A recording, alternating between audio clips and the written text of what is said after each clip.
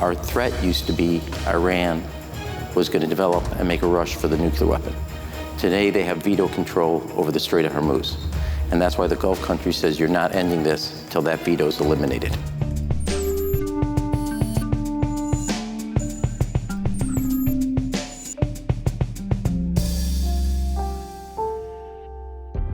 Hello and welcome to GZERO World. I'm Ian Bremmer, and we have a special show for you today, taped in front of a live audience here in New York City.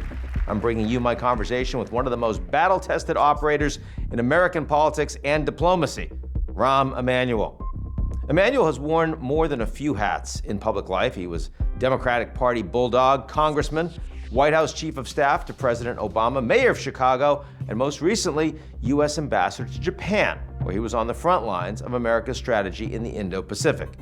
But this is a conversation about power as much as it is about politics and how American foreign policy is reshaping the global order in real time. The world looks very different today than it did when Emanuel's former boss, a beleaguered President Biden, left the White House and a victorious, albeit vindictive, President Trump strutted back in. Roughly a year later, the president's decision to launch massive military strikes on Iran alongside Israel has sharply escalated a second-term foreign policy approach that prioritized conquest over compromise, from Greenland to Venezuela. And in recent weeks, the targeted Iran strikes have escalated into a broader regional war, with Iranian retaliation hitting Gulf allies, disrupting the Strait of Hormuz and threatening global energy markets. At the same time, Trump's own objectives are changing. Early calls for regime change in Iran have faded. Demands around leadership and political outcomes have been scaled back. If ending the war were solely up to Trump, he'd basically be ready to declare victory and move on. But having gotten himself into a large-scale war, ending it on his own terms has proven more difficult than starting it. And from what I'm hearing from allied leaders, there is real concern not just about the war itself, but about the decision-making behind it. Some describe to me a president who appears, in their words, increasingly disconnected from reality in the middle of a major foreign policy crisis. So I talked to Emanuel about Iran, of course, but also about what this new posture means for America's alliances, its global standing, and its domestic politics. Because President Trump's foreign policy is about to collide with the 2026 midterms. And war may be hell, but November doesn't look like a picnic for the president either. But first, a word from the folks who help us keep the lights on. Funding for GZERO World is provided by our lead sponsor, Prologis, and by Cox, a family of businesses. Additional funding provided by Carnegie Corporation of New York, Koo and Patricia Ewan, committed to bridging cultural differences in our communities, and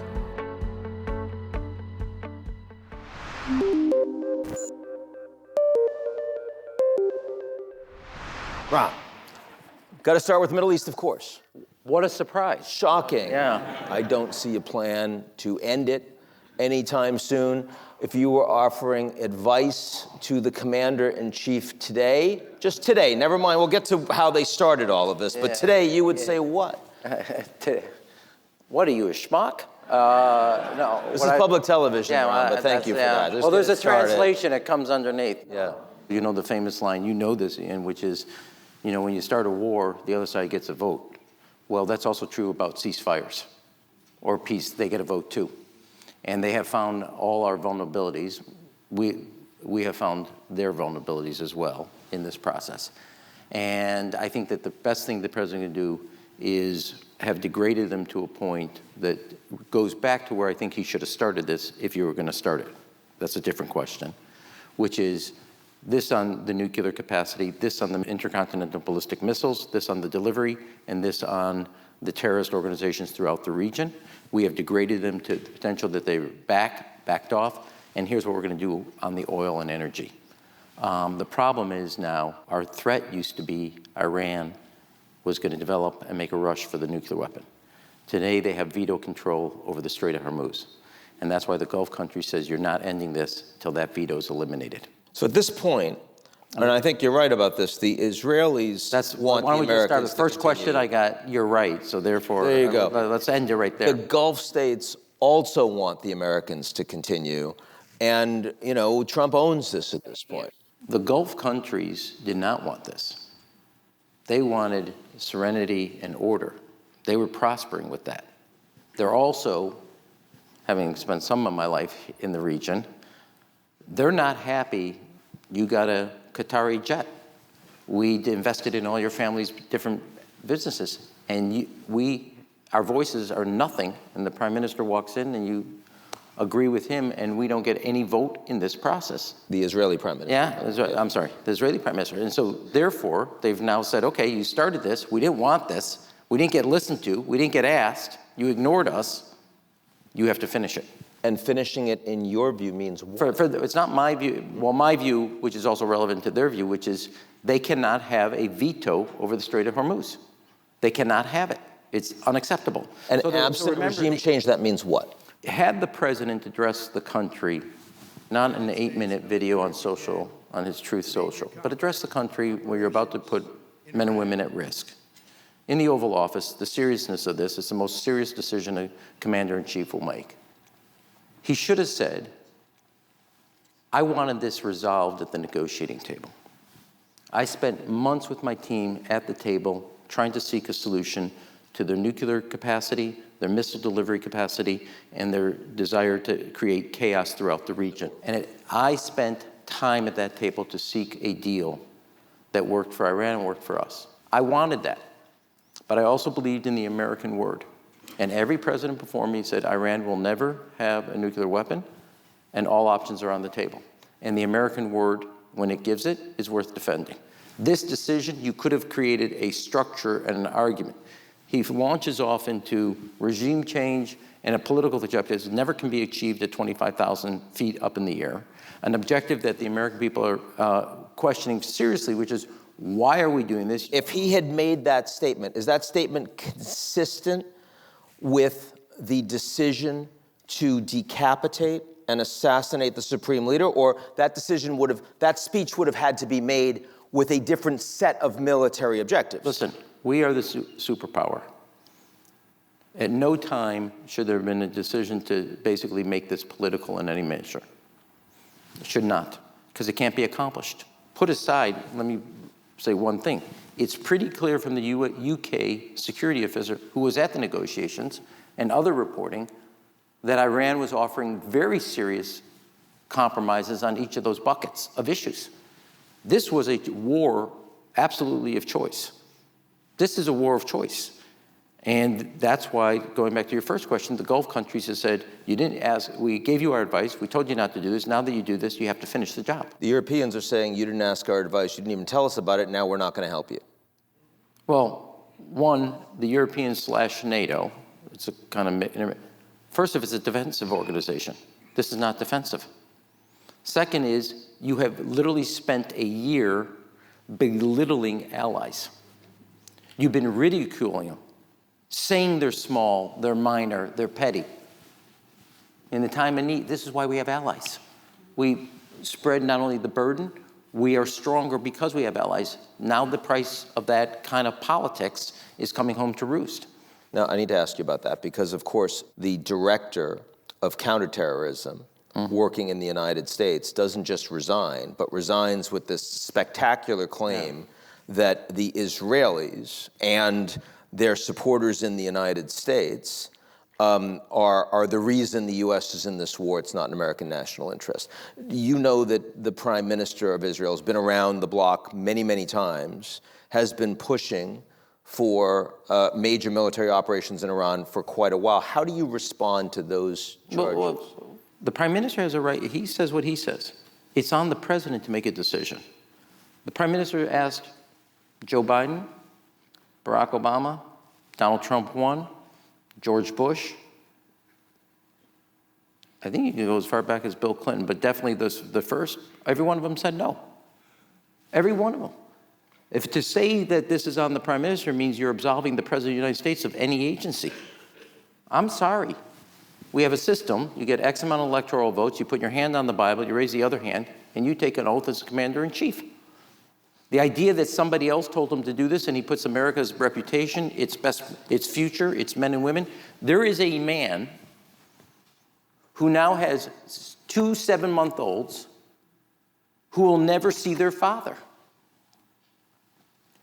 On that fireplace mantle will be an American flag in a wooden triangle. There will be a seat at that 2 children's, those twins, home that will always be empty. The best of America is in our armed forces. That's the true 1%. You are the commander-in-chief. You are responsible for them. And to say somebody else read it says that he has no agency. And I don't accept that. I mean, certainly there is a lot of talk about deployment. There's talk about taking out the enriched uranium stockpiles. There's talk about taking out Carg Island, where 90% of the oil goes. You think that there should, under any circumstances, be a ground deployment here? Okay, whether it's a message sending or a preparation, I mean, I'm not part of any of the war plans or conversation, nor are you, but you can only guess what it's for. But these are a lot of resources being moved to an area that have clear intent and purpose as it relates to the island and the oil, and the ability of Iran to sustain itself economically and to create the United States create leverage so they don't have a veto power over passage in the Strait of Hormuz. Now, there is a lot of stretch. There's stretch from Asia. There's stretch from weapons that are being sold to Europe for Ukraine. Yeah. And the Ukrainians now are providing interceptors and drone expertise to the Gulf states. Yeah. So you know this. So literally a year ago. This is the piece you wrote. 1 year ago, this is not what you want to be prescient on, but... It's the Washington Post? Yeah, Washington Post. I wrote that don't ask for mineral rights, ask for their drone technology. They produce new drone technology every 4 weeks. We can't get an RFP out of the Pentagon in 4 years. And they have their ability in battle, not only, I mean, literally in real time. The Ukrainians are taking technology, something happens in the battle, it gets a new company, and they're producing new companies, new technology, new software, new capacity. They just had their first drone with no Chinese products, not something that we can do. So you're asking for the wrong thing. 6 months ago, the Pentagon had a meeting with them on this, and they said, we don't need your technology.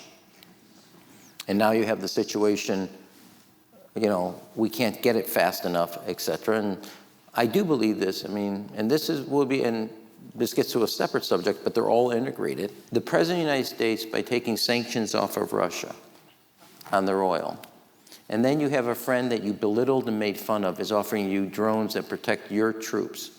Russia, now that you've taken sanctions off, Russia has given intel to kill American soldiers. This president does not know the difference between friend and foe. Does not know the difference. And appreciate that. The Ukrainians in the last 2 months have taken 225,000 square miles back from the Russians occupied. They have done it with new drone technology that came up. They have thinned out the ability not only on the Russian lines, but 70 miles from the lines. Russian cannot supply it. And you have a country who is providing technology to kill American servicemen. You're the commander-in-chief. Do you know friend from foe? When he was asked about the targeting of American troops, American facilities, his response to that was, well, you know, the Russians say that we do that too. The United States is providing intelligence, of course, to the Ukrainians that allows them to strike more deeply into Russian territory. The U.S. continues to do that under Trump. That was his response. What's a better response? Corporal Bone Spur has never found an opportunity to not undermine American intelligence. And I say this, this is not the first time he's thrown American intelligence under the bus and gone with Russia. One of the things we know for a fact, given our intelligence we made public during the early days pre the Russian invasion on February 22nd, 2022, people gained, around the world, massive respect for the capability of the United States intelligence. You have a commander-in-chief who at no time doesn't miss an opportunity to undermine it. Xi is furious that his own intelligence didn't know what the Americans knew. I want to move to Asia because you've been spending time there. And let's face it, the Russians, as much as they were on their knees, they are not a high-performing military right now. No. Not in their region, not globally. The Iranians are certainly not a high-performing military. No. The Chinese, on the other hand, are building like crazy, and they're increasingly technologically sophisticated. The message that the Americans are sending to top allies in the region, to Japan, to South Korea, to Australia, is can't count on the United States right now. So what do you do? So one of the things is, I've been strong about China, but I do want to remind you, they're spending a lot of money. They did have a submarine that went to the bottom of the river. It was sitting on the dock, just dropped. They found that in the missile system, they were putting not fuel, but water. They have some issues. When was the last time China fought a naval war? Never. So, and the reason Xi's doing what he's doing, because he's rolling the dice on this thing. He's rolling his entire tenure, his reputation. And his military last real effort was 1979. Now, you can say whatever you want about Venezuela, what we're doing in Iran, etc. That's a political judgment and a judgment worth having a debate about, which is what we're discussing. Don't think for a second the Chinese walk away, oh, they have low inventory, which we do. They are seeing the capacity here. They saw what we did in Venezuela, both satellite, cyber, air, naval integration capacity. Don't be so sure he walked away and said, oh, I got a better team. I don't know. I think he walks, well, you can, but I think he looks at what we've done, and also our intelligence back in Ukraine. Don't assume that he thinks the U.S. military, that he didn't walk away and said, with a bit of envy and respect for what the military has been able to pull. I understand that. Why does he not also look at the United States and say, these people have a glass jaw. They've got a great military, but they can't tolerate pain. We saw that with the critical minerals. They thought they were going to win, and we showed them that we've been investing, and immediately they cry uncle. And now on Iran, tiny little country doesn't have military capacity, and as soon as they close the strait, suddenly it's like, oh my God, what are we going to do? Why does that not embolden the Chinese? As you know, it does. The biggest analysis that he has with his top political advisor is that America is divided at home and incapable of governing. What they worry about is a focused, determined America. They see our political dysfunction, his top political right. I'm telling you what's in the public domain. The biggest problem for America is its internal domestic divisions. And I used to say this as ambassador. Nothing China does scares me. It's what we don't do here at home that scares me. If we don't take care of business here and start solving these problems, that is a bigger threat to us than China looking around and says, oh, America has a glass jaw. That's a part of the equation. That's not the equation. Recent report from VDEM, which is a pretty reputable group, tracks democracy. It says that the United States is sliding into authoritarianism faster than Turkey or Hungary. Do you agree with that assessment? The institutions, free press, judicial system, even the universities, take a look at Harvard, et cetera, they're holding up. The people in those institutions, not so much. And I think the biggest piece of this institution that I think is holding up American democracy, the American people. They are the thin blue line. Now, I will also say this. To corporate America, you are timid souls. He's destroying the greatest research system the world has ever seen. Not a word, not a chirp. He's decided that it's a rule of one man, not the rule of law. I don't know how you think you're making money or businesses without the rule of law. Not a word, nothing. You're intimidated. What do you have an organization for? You don't want to be an individual company? Have an organization speak up. Nothing. So do I think the institutions, yes, the people in them, as my grandmother would say, not so great. Not so great. Not so great. How do you, if you look ahead to 2028 for a second, if you're the Democrats, what's the most likely way they blow it? Being Democrats. Look, I've said this before and I'll say it again. We spent 2 years communicating to the people that we were worried about bathroom access and locker room access, and we never focused on classroom excellence. 50% of our kids today cannot read at grade level, and not a word. 50%. What makes you think fourth grade is going to get easier after third grade? You can't read. And nobody, you know more about the president's position on windmills. Never commented on it. People go to see a doctor, and the insurance company knows one word in the English language: no. Your 401k is not a savings plan. It backstops your paycheck. The thing is broken, and it's rigged against people who work hard and play by the rules.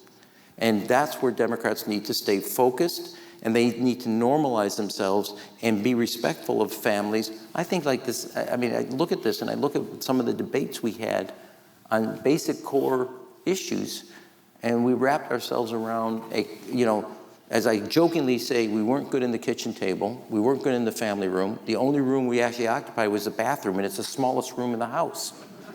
This is insane.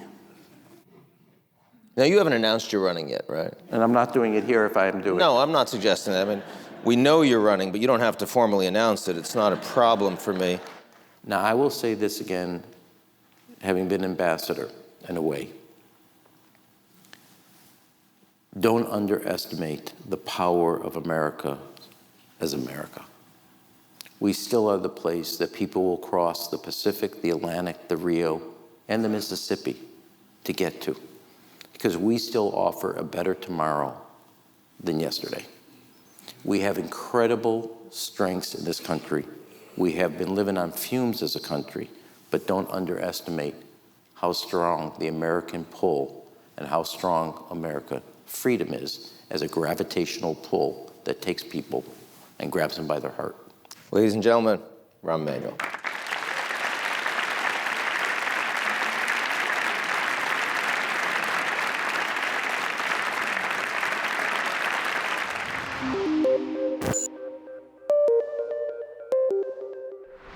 That's our show this week. Come back next week, and if you like what you've seen, or even if you don't, but you find that screaming at me on your television is less satisfying than screaming at me on stage, that's too bad, because I'm not letting you anywhere near me. But you can take a deep breath, and then take a moment to sign up for our most excellent newsletter. It's called GZERO Daily.